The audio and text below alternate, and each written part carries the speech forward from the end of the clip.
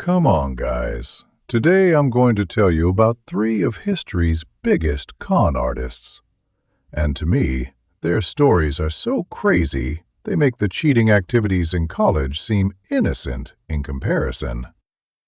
But before we begin, I should say this. Everyone thinks these guys were just bad criminals, but the reality is much more complex. They were also people who understood how the system worked so well that for decades no one even noticed them. Third is Allen Stanford, a man who built a lasting empire from Texas to the Caribbean, even earning himself the title of Sir, sponsoring cricket stadiums. A total James Bond villain. Back in the 1980s, while running a small gym, Stanford one day said, "Why not pump not only bodies, but also money?" and founded Stanford International Bank on the island of Antigua. Now the crucial point. Everyone thinks offshore banks are only used for tax evasion. But Stanford's genius was to make it look like a legitimate investment haven. He offered his clients incredibly high interest rates, like 7 to 11%. Think about it. Your bank gives you 1% interest today. This guy gives you 10%. How does that happen? Of course, if you think about it, you'd ask, where is this money coming from? But that's where human psychology comes in. Stanford used all the symbols of the American dream: luxurious offices, private jets, cricket teams. He was even so close to the Antigua government that he got an impenetrable warrant. When the FBI showed up in 2009, $7 billion had vanished. Yes, I said billion. Now let's move on to the second champion, Charles Ponzi. You've probably heard this name because there's a term called Ponzi update. But most people don't know where that came from. Ponzi, an Italian immigrant living in Boston in the 1920s, claimed he would make money arbitraging with international postal coupons. Now let's debunk a myth here. Everyone thinks Ponzi invented this system, but actually, these kinds of scams go back much further, even to the 1800s. Ponzi's real genius was doing it on an industrial scale and using modern media. This man promised to increase your investment by 50% in 45 days. Believe me, even today's crypto scammers aren't that audacious. People flocked to his door, selling their houses and giving the money to Ponzi because, initially, he was actually investing his money. That's the system's insulation. He used the new capital to pay off old fugitives, just like state welfare does today. The difference is that the state does it legally.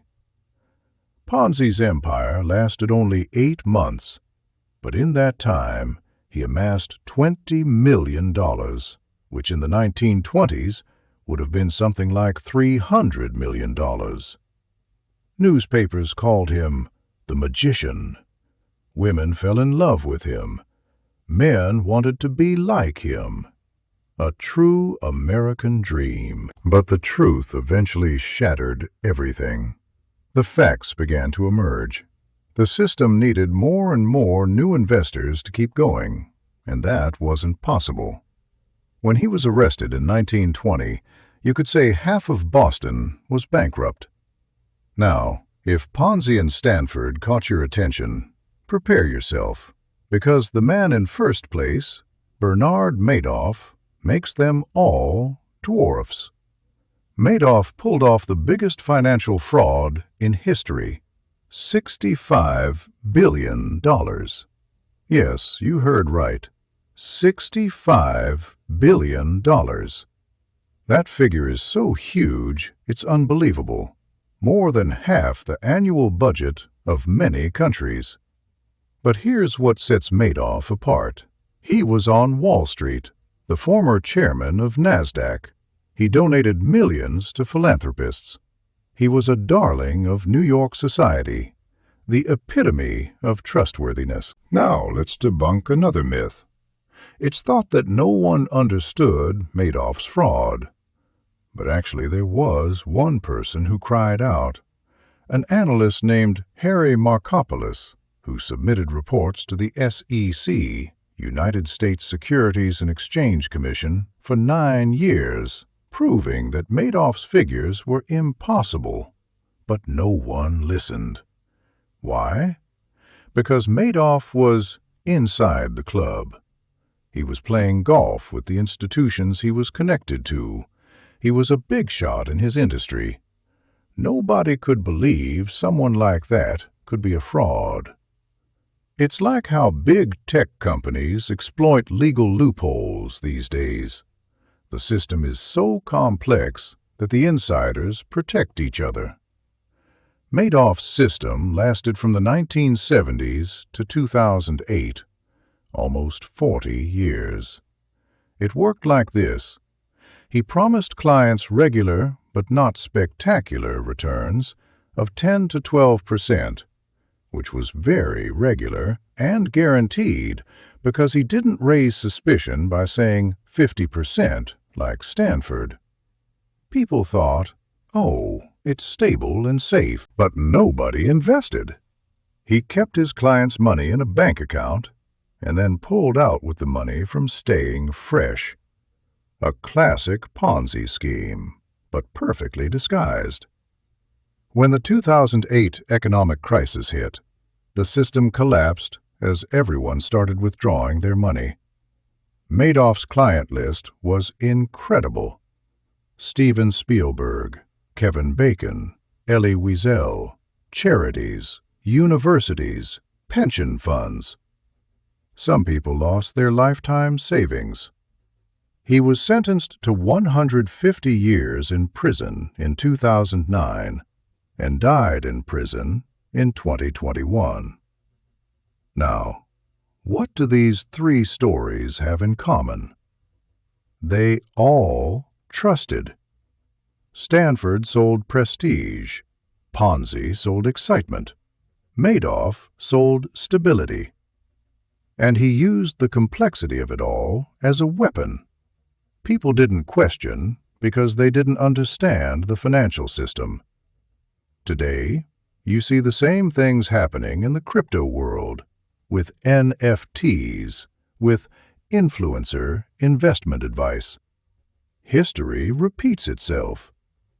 What lessons can be learned from these men's stories? First, if something looks too good to be true, it probably is. Second, prestige, fame, success stories can blind you. Madoff was the chairman of NASDAQ, but he was still a con artist. Third, even communication agencies can make mistakes. Don't blindly trust the system. And perhaps most importantly, greed blinds. Many of the victims of these scams were lured by the promise of high returns and didn't question the fundamentals.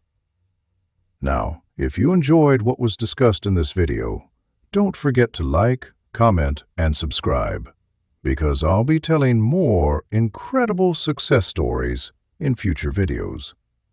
And in the comments, you can choose which success story do you think could actually be a Ponzi scheme update today? Crypto billionaires, social media gurus, or something else entirely? Let's discuss. See you in the next video. Take care, and remember, invest your money where you've researched and registered, not with people you trust.